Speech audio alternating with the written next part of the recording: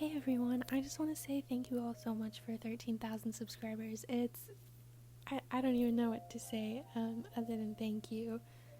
Secondly, my channel is going to look a little bit different for a little while, and that means that there's probably going to be no background music because I'm trying to apply for monetization. And I did once, but it got rejected because it said it was repetitive content, and they said that the way to fix that was to not use the same music over and over. So I'm very sorry, but there's going to be no music for a little while. Okay, enjoy the video. One night after practice. Why wasn't Atsumu at practice today? Sakusa came into town again, so he skipped practice. They are so gross and love a dove. Osamu's phone dinged. A snap from Atsumu. Great, take a guess at what that is. Suna laughed quietly, eyeing Osamu's phone over his shoulder as he opened the snap. Wow, that's like the 5th time he's sent you a photo flipping you off with them cuddling. He won't stop no matter what I do at this point. Sakusa has boosted his ego way too much. To be fair. Note, shut up, we aren't gonna compliment him anymore. You know you can just one-up him to get him to stop sending you pictures, right? Yeah, let me just go grab a random person off the street and cuddle with them to one-up Tsumu. Osamu tossed his phone onto his gym bag, and began to change into clothes to walk home in. I mean, it would shut him up if you could just pull someone from the street. Suna, simply trying to help Osamu, sneakily picked up his phone and opened Snapchat. With Osamu shirtless in the background, he posed in the foreground in a way that made it look like he was pretending to kiss Osamu's abs. He added a quick, not impressive Atsumu, then sent it, placing the phone back where it was. He'd never let me live down going home with a random person. Speaking of going home, I have to go share a house with them for the weekend. Great. My parents are out of town this weekend if you want to stay over. My little sister will be there, but I'm pretty sure she's in love with you, so she won't care. Thank God, I'm going to go crazy if I have to spend another weekend with them. As they walked home, they shared earbuds and listened to music. It was Suna's playlist, mainly R&B or alternative, but after one particularly metal song, Dumb Love by Sean Kingston, came on, Osamu immediately burst out laughing, Suna changing the music to the next song. Wait, no, go back, oh my god. Suna, why is this in your playlist? We don't talk about it. Yes, we absolutely do. I can't imagine you listening to this. Well, now that I know your guilty pleasures in music, what's your favorite song by Katy Perry? You obviously have one. You're sleeping on the floor in the kitchen tonight. Nope, I think I'll just stay with the cooler Suna. Speak of the devil and she arrives. Osamu-chan. Suna laughed at the nickname Yuna had for Osamu. Yuna. Your brother is being mean to me, let's do stuff without him. Suna rolled his eyes, flipping off Osamu, who in turn gasped and playfully covered Yuna's eyes. Hey. Rin flips me off all the time. Plus I'm 7, so don't baby me. Wow, the attitude runs in the family, huh? And Suna.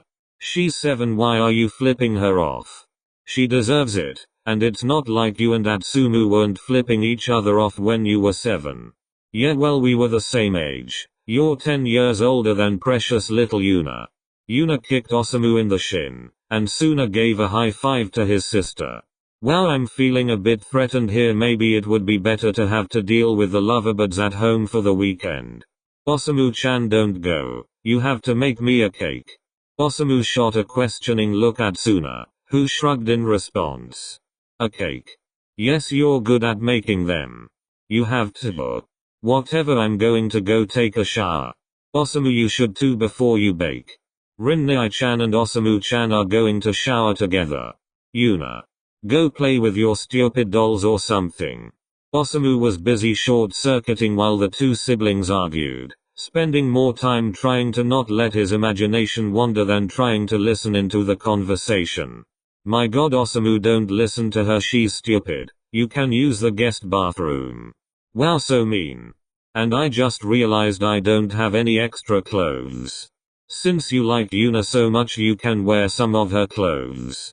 Osamu laughed at the idea, but Yuna took it to heart, and 20 minutes later he was walking out of the bathroom with one of Yuna's shirts on. It was tight on him, And also a crop top, barely covering the top half of his chest. So how do I look, Suna? Like an idiot. No matter how much of an idiot Osamu looked, Suna still blushed. Osamu was way too muscular for his own good, Suna thought. You just have bad taste in fashion. Now let's play Mario Kart. I'm gonna destroy you. You're going to lose circulation in your arms and brain before you can win. Guess I'll have to take my shirt off then. Suna hid a sound of surprise behind an awkward cough, silently begging Osamu to put his shirt back on. Wow, Suna, you suck at Mario Kart tonight. What's going on? Suna just tossed a sweater at Osamu, hitting him square in the face. Osamu slipped it on, ignoring that it smelled and felt like a hug from the boy he'd never gotten a hug from, but wanted one from. Let's go bake the cake for Yuna. You're too nice to her. You're just too mean, flipping off your 7-year-old sister. How cruel. Baking a cake was a disaster, as to be expected. Although he'd never admit it, Suna had no clue what he was doing and was only sticking around to hang out with Osamu. Suna. My god, how many cups of sugar did you just add to the batter? 4. 4? Suna, are you dumb? Are you trying to kill us that so much? Rinne-chan is dumb. Rinne-chan is dumb. Suna picked up a small handful of batter, smirking at Osamu. No, Suna, no. Shouldn't have called me dumb. Osamu unceremoniously shoved Yuna out of the way and began to run around the house, trying to avoid Suna. Suna, I'll do anything. Suna stopped running, cornering Osamu, who turned to face him. Anything, hum. Yes, anything. Okay then. Suna shuffled closer to Osamu, a mischievous smirk still present on his face. Osamu found himself blushing at the proximity, wondering what Suna's next move would be. Suna. Well, if I can do anything, I'm going to do this. Suna stepped closer once again, Osamu's heart racing faster, if that was even possible. Suna's smirk was replaced with a laugh as he ran his batter-filled hands all over Osamu's face. Osamu couldn't tell if he was relieved or not that what he was expecting to happen didn't actually happen. Okay, that's it, you're in for it. Yuna, get the batter. Yuna, stay out of this, it's between the two of us. Yes, I will break up the lovers' quarrel, Osamu-chan. The amount of times tonight Yuna had turned her filter off and made the two boys flustered was reaching a record high. How do you even know what a lover's quarrel is? You're 7. Yuna ran into the dining room with the bowl of batter, and poured the entire thing over the two of them. It was silent for a beat, then both of them were chasing after Yuna, soaked and slipping in chocolate cake batter. Osamu was almost warmed by the domesticity of it, as he and Suna tickled Yuna mercilessly, also covering her in batter. He felt like they were two dads playing with their daughter, until... Shithead, you're cleaning this mess up. Suna, she's 7. The two heard soft sniffles coming from Yuna, and both shared a look. Suna, now she's crying. She does that all the time. Rinne-chan is a meanie. He is. Suna glared at him, suggesting that they all get cleaned up. Ugh, I don't want to take another shower. Okay. What's that mean? The two were both in one bathroom, both shirtless, Osamu sitting on the vanity while Suna stood in front of him. Just use a washcloth. So much work. Why did we do this again? You're just lazy idiot. But nonetheless, he ended up taking a washcloth and washing off Osamu's face for him. It was strangely intimate, one of Suna's hands resting on Osamu's chest to steady himself, their faces only inches apart. So this is Suna's soft side, huh? Osamu thought. The moment felt personal between the two of them, until once again Yuna came running in. Osamu-chan, I'm mad at you. Why? Because you laughed when Rin called me a poop head. I'll forgive you if you marry me. I'm sorry, what? Rinne-chan, I wanna marry Osamu-chan. She handed Osamu an ring pop, and he had to hold back a laugh as to not upset Yuna. Absolutely not. Shh, don't listen to him. Of course I'll marry you. He slipped the ring pop on his ring finger, flashing it at an annoyed looking Suna.